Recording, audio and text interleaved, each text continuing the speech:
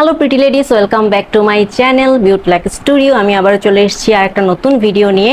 আজকে খুব ইম্পর্টেন্ট কিছু কথা বলবো, কিছু ভুল নিয়ে আমাদের করা, যেটা আমরা অনেকেই কিন্তু করে থাকি জেনে বুঝে বা না জেনে। তো সেগুলো নিয়েই কথা বলবো। যেই ভুলগুলো করলে হচ্ছে স্কিনে অনেক ধরনের সমস্যা হতে পারে, সেই ভুলগুলো নিয়ে কথা বলবো এবং তোমাদেরকে সতর্ক করব। আশা করি ভিডিওটা অনেক বেশি ইম্পর্টেন্ট হতে চলেছে, সুতরাং না টেনে শেষ পর্যন্ত ভিডিওটা দেখো। আশা করি অনেক কিছু জানতে পারবে। আর তুমি যদি আমার চ্যানেলে নতুন হয়ে থাকো, অবশ্যই একটা লাইক এবং সাবস্ক্রাইব করতে ভুলবে না। তাহলে চলো শুরু করা যাক।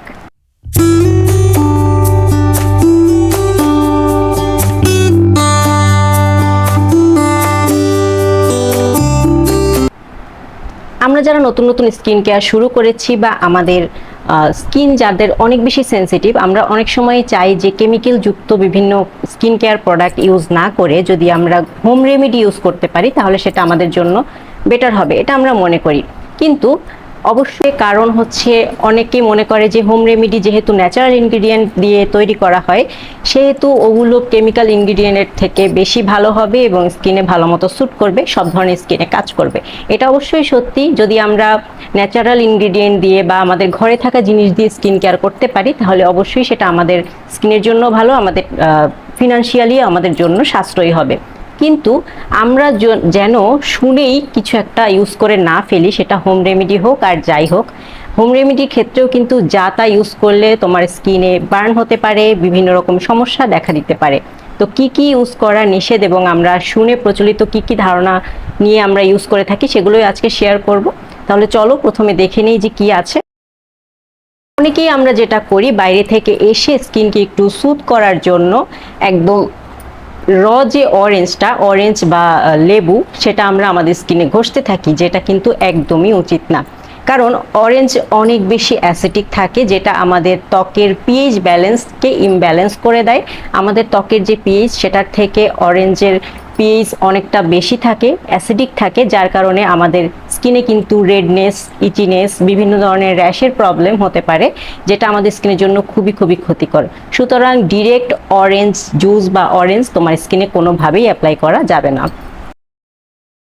এরপর আরেকটা রেমেডি আমরা ইউজ করে থাকি, সেটা হচ্ছে বেকিং সোডা। অনেকেই মনে করে যে বেকিং সোডা দিয়ে স্কিনকে এক্সফোলিয়েট করলে ভালো হবে বা স্কিনে দিলে সেটা ভালো হবে। আসলে একদমই ভুল।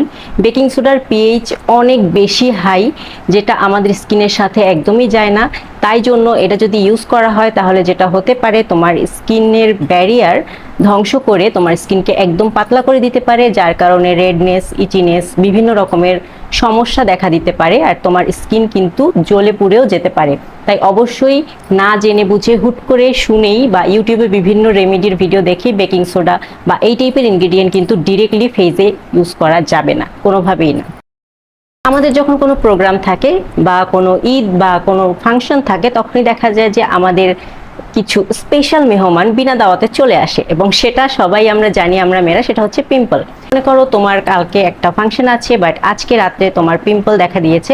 এটাকে তাড়াতাড়ি সরানোর জন্য তুমি হচ্ছে দারুচিনি গুঁড়া পেস্ট করে অনেকে ওই জায়গায়, পিম্পলের জায়গায় ইউজ করে থাকে। হয়তো তোমাদের মধ্যে অনেকে এরকম করেছো, কিন্তু এটা কিন্তু একদমই ঠিক না। হ্যাঁ, এটা ঠিক যে দারুচিনি গুঁড়া ইউজ করলে পিম্পলটা ইজিলি সেরে যায় বা খুব তাড়াতাড়ি চলে যায়, বাট এটা কিন্তু স্কিনের জন্য দীর্ঘমেয়াদী একটা ক্ষতির কারণ। দারুচিনি জিনিসটা হচ্ছে বেশি ইরিটেন্ট, যেটা তোমার স্কিনে গিয়ে স্কিনে অ্যালার্জিক রিয়েকশন বা র্যাশের প্রবলেম হতে পারে, যেটা খুবই খুবই ডেঞ্জারাস। হচ্ছে কফি পাউডার থেকে হোম রেমেডি বানিয়ে আমাদের ফেস বডি স্ক্রাব করার বিভিন্ন ভিডিও আমরা পেয়ে থাকবো ইউটিউবে। হ্যাঁ, কফির যে স্ক্রাবটা আর কি ন্যাচারালি যেটা বানানো হয়, সেটা বডির জন্য খুবই ভালো এক্সফোলিয়েশনের কাজ করে, বাট অবশ্যই এটা ফেজের জন্য খুবই খুবই হার্শ হয়ে যায়, কারণ কফির যে দানাগুলো সেগুলো কিন্তু খুবই হার্শ, যেটা তোমার বডিতে কাজ করলেও ফেজের জন্য খুবই ক্ষতির কারণ হবে।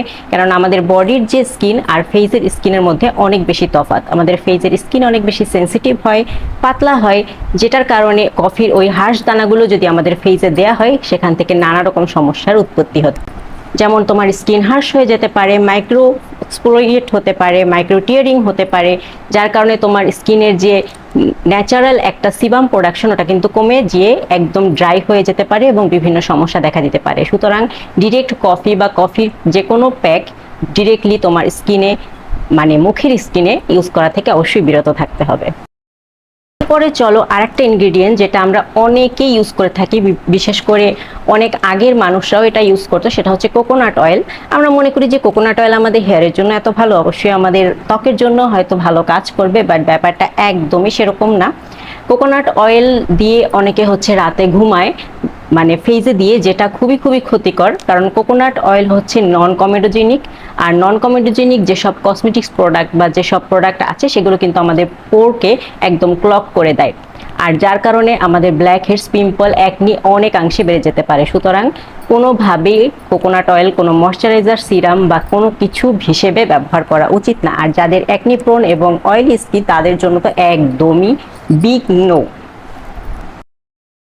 বাট নট দ্য লিস্ট, সেটা হচ্ছে র অ্যালোভেরা, যেটা আমরা অনেকেই করে থাকি। আমরা মনে করি প্রসেস যে অ্যালোভেরা জেলগুলো আছে সেগুলোর থেকে আমরা যদি গাছ লাগিয়ে গাছের থেকে নর্মাল অ্যালোভেরা পাতা সংগ্রহ করে সেই জেলটা দিয়ে আমাদের মুখে লাগাই তাহলে সেটা বেশি কার্যকর হবে, কিন্তু ব্যাপারটা সেরকম না। কারণ আমাদের যে গাছগুলো থাকে সেগুলো হচ্ছে বিভিন্ন আনহাইজেনিক পরিবেশে বড় হয়, গাছগুলোর মধ্যে ইম্পিউরিটিস থাকে যেগুলো অনেক সময় দেখা যায় যে ধুইলেও যায় না।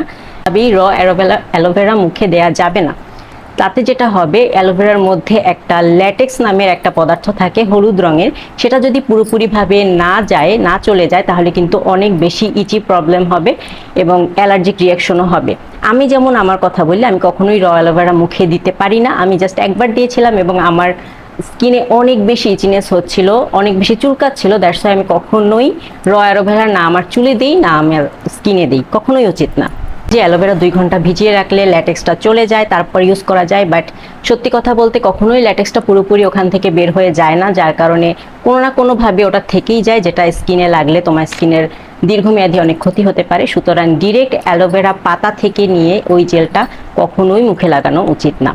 সো বুঝতেই পারছো যে হোম রেমেডি মানেই যে স্কিনের জন্য ভালো, ব্যাপারটা সেটা না। আমাদের মানে শোনা কথায় কিছু হোম রেমেডি কিন্তু আমাদের স্কিনকে অনেক বড় ড্যামেজ করতে পারে। সুতরাং যাই করবে ইউজ একটু জেনে বুঝে করবে, কারণ তোমার স্কিন তোমার সম্পদ তোমাকেই রক্ষা করতে হবে।